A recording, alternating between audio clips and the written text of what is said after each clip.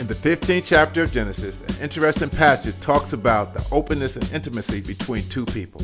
In this passage, the Lord reassures Abraham, saying, "Do not fear, Abraham, for I am your shield, and your reward shall be great."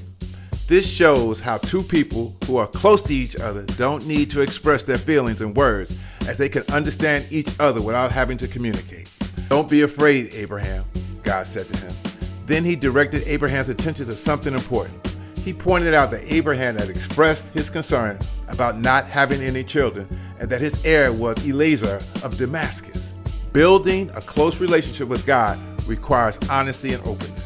You cannot have an intimate relationship with God if you approach him in prayer using overtly formal language. Instead, you should approach him personally and sincerely. Despite God's reassurance and promises of blessing, Abraham expressed his doubts about the timing and the path. He said, "Lord, I'm confused. How can you promise something to be when I only have a servant?"